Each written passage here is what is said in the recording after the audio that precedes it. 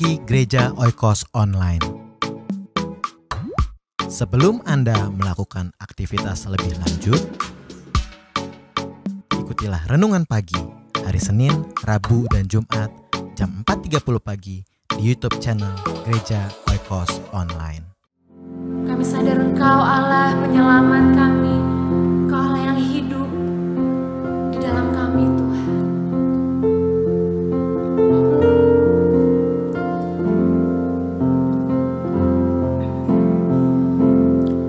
Mari sama-sama angkat pujian ini.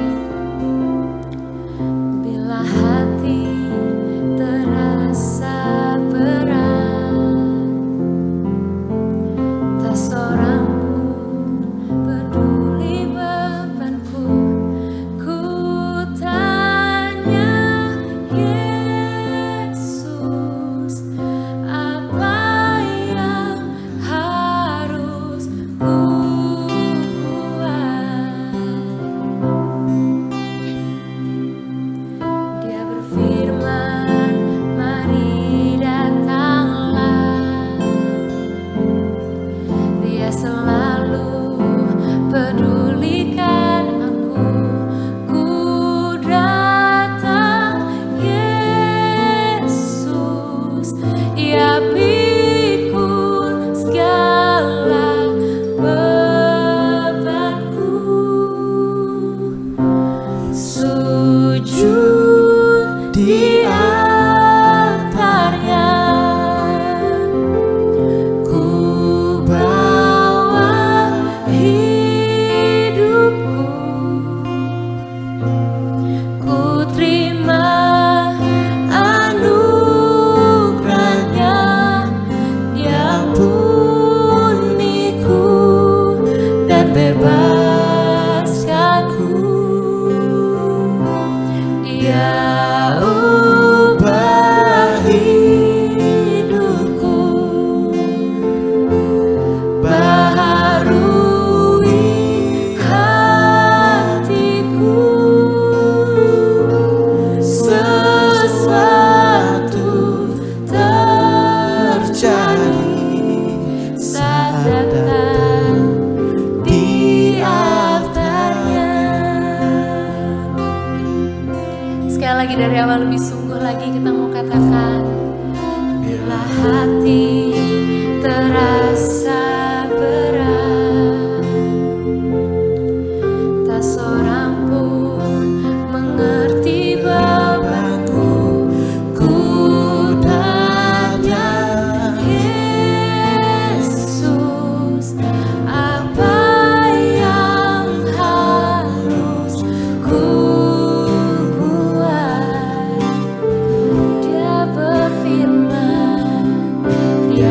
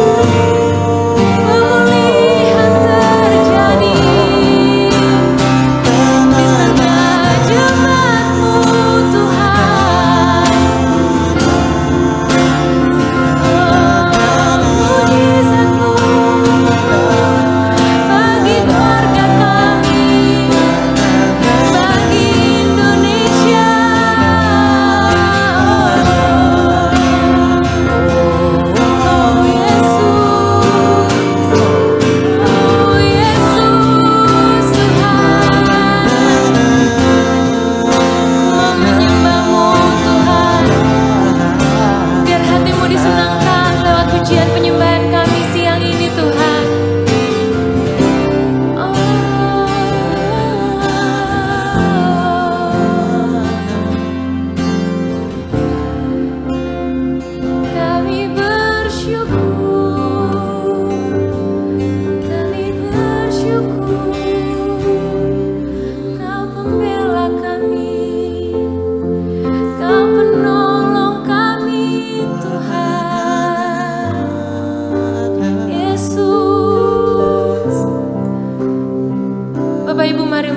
Betapa besar dan dahsyatnya Tuhan dalam hidup kami.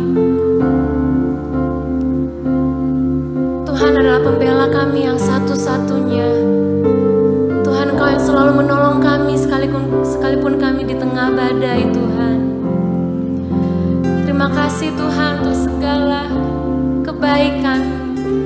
Terima kasih Tuhan untuk segala kasih setia-Mu yang nyata bagi kami Tuhan. Untuk itu kami mau menaikkan pujian dan penyembahan kami di hadapan Engkau Tuhan. Yesus, kami mau menyembah Engkau Tuhan, dan kami mau sujud di altar-Mu. Thank you Jesus.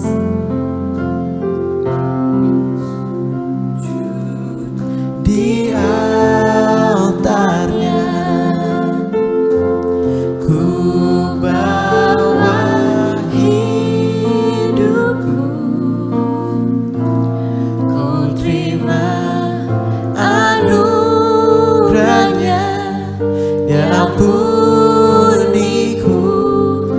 bebaskanku, Dia ubah hidupku, baharui hatiku, sesuatu terjadi saat datang di altarnya. Sujud di altarnya, ku bawa hidupku, ku terima anugerahnya, Dia ampuniku dan bebaskanku.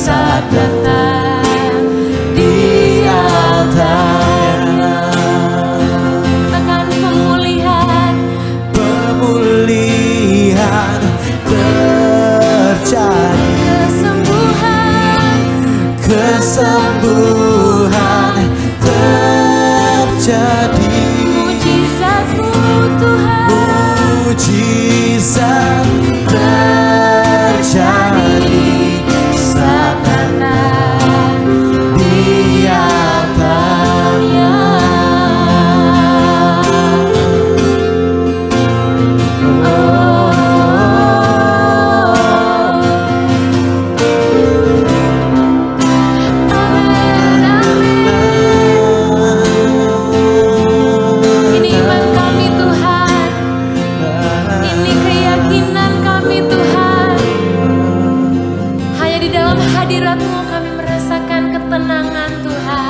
Shalom, selamat pagi, selamat kembali bertemu di dalam kasih karunia Tuhan Yesus Kristus.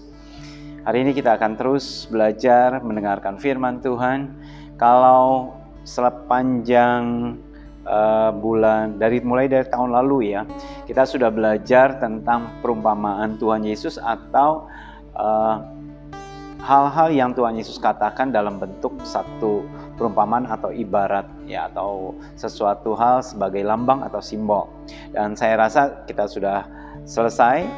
Dan untuk serial selanjutnya saya ingin membagikan pada saudara-saudara sekalian tentang Yesus sepanjang Alkitab.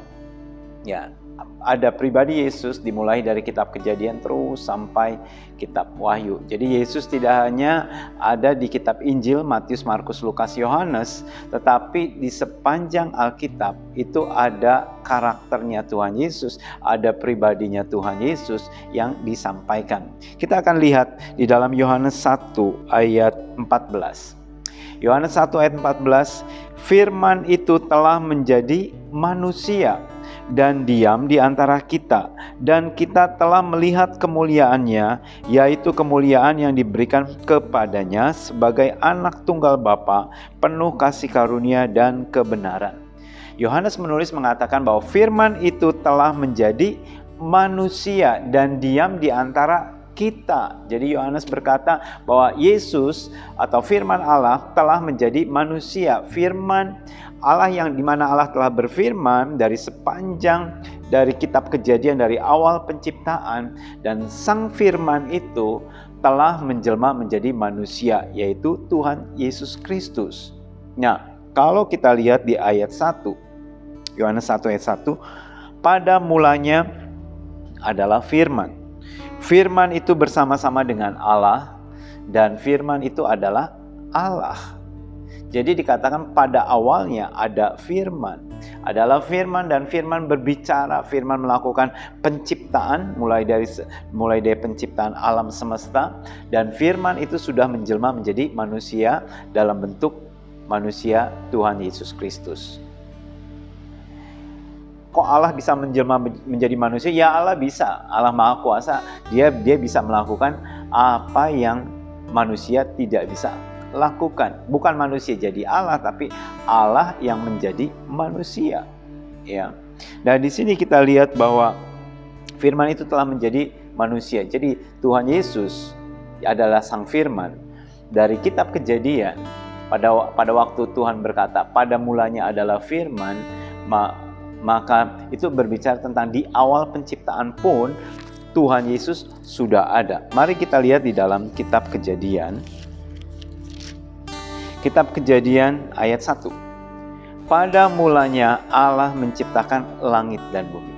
Nah, kalau saudara perhatikan dengan di Yohanes 1 ayat 1, pada mulanya adalah firman. Di sini pada mulanya Allah. Allah menciptakan langit dan bumi. Menarik sekali. Jadi pada mulanya adalah firman, dan firman itu juga adalah Allah. Jadi pada mulanya, kalau saya ganti Allah menjadi firman, pada mulanya firman menciptakan langit dan bumi. Jadi Yesus sudah ada pada waktu masa-masa penciptaan. Itu sebabnya waktu orang Farisi berdebat dengan Yesus, mereka mengatakan, usiamu belum tua, tapi kamu mengatakan bahwa kamu sudah ada. Dan terus Yesus berkata, sebelum Abraham ada, aku sudah ada. Dan perkataan Yesus benar. Bukan perkataan orang yang tidak waras atau orang yang kerasukan, tetapi Yesus mengatakan perkataan yang benar, bahwa dia ada sebelum Abraham dijadikan. Bahkan dia ada sebelum alam semesta dijadikan. Karena dia adalah Allah, dia adalah Allah yang kekal, yang tidak diciptakan, tapi dia yang menciptakan. Nah, di sini dikatakan, kita lihat ayat kedua, bumi belum berbentuk dan kosong, gelap gulita menutupi samudra raya, dan roh Allah melayang-layang di atas permukaan air. Berfirmanlah Allah, jadilah terang, lalu terang itu jadi. Berfirmanlah Allah. Allah berkata, jadilah terang, maka terang pun jadi. Siapakah firman itu? Firman itu adalah firman yang menjelma menjadi manusia, yaitu Tuhan Yesus Kristus yang kita kenali. di dalam dunia perjanjian baru. Tetapi dalam perjanjian lama, mereka mengenalinya sebagai Sang Firman. Jadi yang menciptakan alam semesta, yang menciptakan terang, itu adalah Yesus sendiri. Itu sebabnya waktu Tuhan Yesus berkata, "Akulah terang dunia." Benar, dia terang dunia. Karena dia yang menciptakan terang. Dia menciptakan matahari, dia yang menciptakan segala sesuatunya. Pada waktu Yesus berkata, "Jadilah terang." Terang ini terang yang mana? Apa matahari? Bukan. Matahari diciptakan pada hari keempat, ya. Jadi bukan pada hari ini, bukan pada hari pertama matahari diciptakan. Terang ini adalah terang yang bersumber dari Allah sendiri.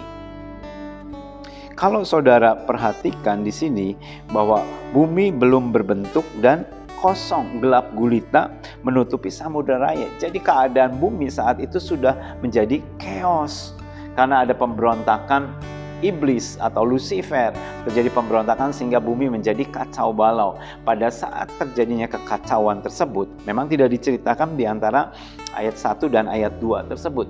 Ada satu gap yang cukup panjang, yaitu kisah tentang pemberontakan malaikat.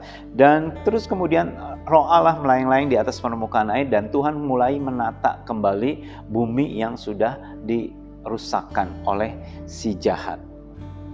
Dan Tuhan berkata, di tengah-tengah kegelapan itu, jadilah terang. Terang memancar di tengah-tengah kegelapan. Waktu Tuhan Yesus turun ke muka bumi, dia berkata, "Akulah terang dunia." Selama ada Yesus, ada terang dunia. Dan Tuhan Yesus juga berkata, "Kamulah terang dunia. Saudara dan saya adalah terang dunia." Bumi masih bisa didiami dengan baik karena ada terang-terang dunia yang Tuhan Yesus taruh di dunia ini, sehingga bumi tidak gelap. Karena terang saudara, terangnya Allah yang ada dalam hidup saudara memancar di tengah-tengah kegelapan tersebut. Dan kalau terang yang ada pada kita, semuanya anak Tuhan diangkat pada waktu nanti pengangkatan atau rapture, saudara bisa bayangkan betapa gelapnya dunia itu. Karena terang dunia sudah tidak ada lagi. Anak-anak terang sudah tidak ada lagi, sudah diangkat semuanya. Bumi akan berada dalam kegelapan yang sangat pekat. Dan di sini kita melihat bahwa dari sejak awal penciptaan, Tuhan Yesus yang menciptakan. Dia adalah Allah pencipta. Itu sebabnya tidak masalah bagi Tuhan Yesus untuk menciptakan atau melakukan mujizat. Karena dia adalah sang pembuat mujizat. Miracle makers, ya.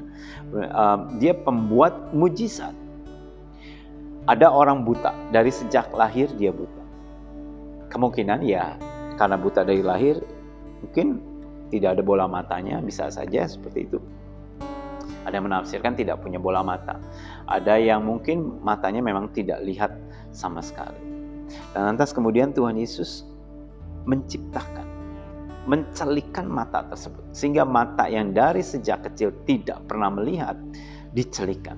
Dengan cara apa? Dia mengoleskan tanah di muka daripada orang tersebut. Kalau misalkan si orang tersebut tidak ada eyeball-nya, tidak ada bola matanya, seolah-olah Yesus membuat 2 bola mata untuk si orang buta tersebut dari lempung tanah atau dari debu tanah. Dan Tuhan berkata, "Cuci mukamu di kolam Siloam."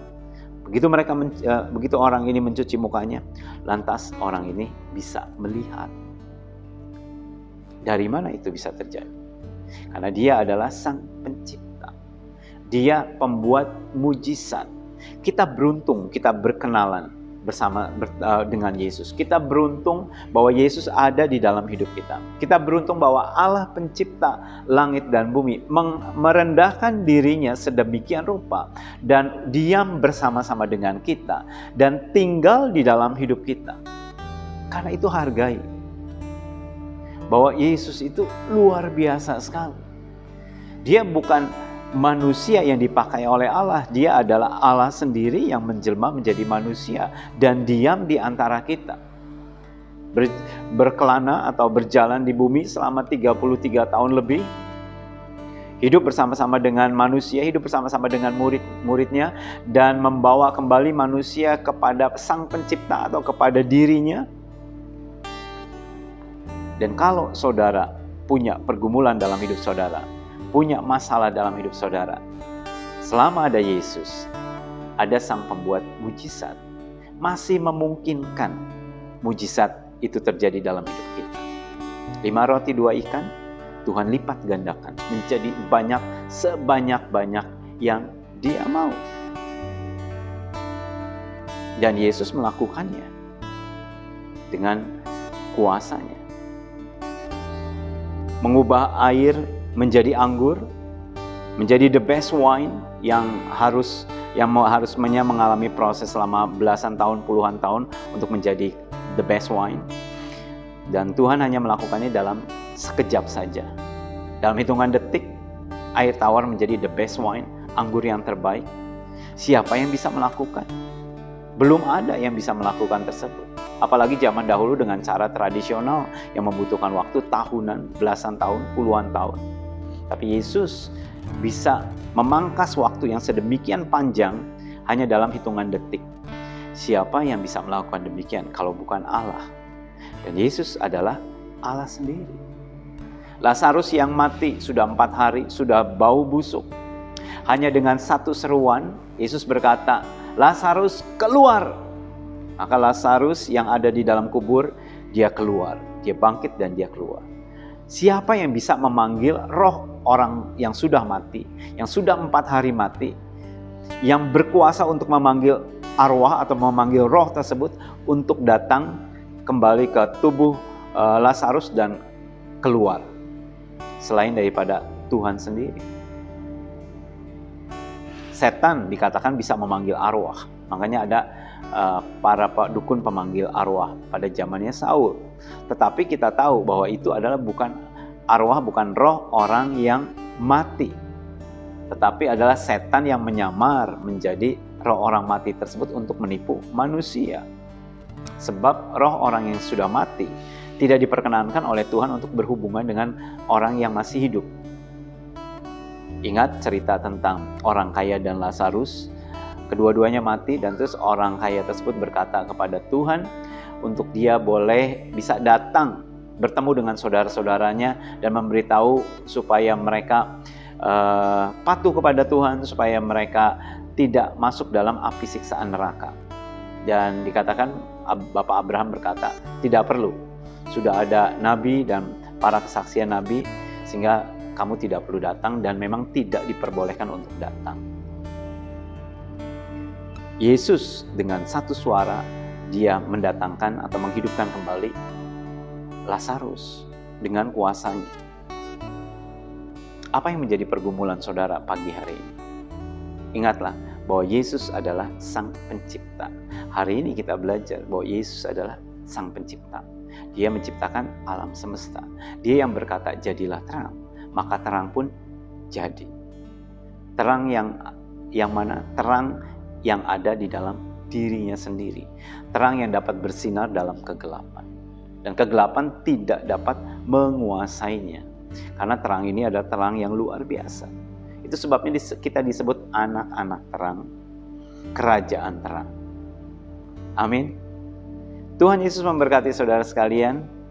Saya berharap renungan singkat pagi hari ini dapat memberkati saudara untuk mengingat bahwa Yesus adalah Sang Pembuat mujizat. Yesus adalah pencipta alam semesta. Tuhan memberkati. Mari kita satu dalam doa. Tuhan Yesus, terima kasih buat firman-Mu yang mengingatkan kepada kami bahwa Engkau adalah Sang Pencipta kami, Tuhan. Sehingga pada saat sesuatu terjadi rusak dengan ciptaannya, maka adalah yang paling tepat untuk datang kepada Sang Pencipta tersebut untuk diperbaiki. Tuhan, dalam kelemahan kami, dalam masalah kami, dalam kehidupan kami sehari-hari, kadang kami Tuhan lemah, kadang kami sering melakukan kehendak kami, dan banyak kali kami lupa Tuhan akan firman Tuhan dan melupakan juga Engkau Tuhan. Tuhan ajari kami Tuhan untuk kami melihat Yesus sebagai mana adanya Tuhan, seperti yang firman Allah katakan. Singkapkan mata hati kami Tuhan. Berikan kepada kami roh hikmat dan wahyu untuk kami dapat mengenal Allah secara benar. Berikan kepada kami Tuhan lapar dan haus akan kebenaran. Terima kasih Tuhan, berkati aktivitas anak-anak-Mu sepanjang hari ini di dalam nama Tuhan Yesus. Amin. Tuhan Yesus memberkati saudara sekalian, sampai jumpa kembali.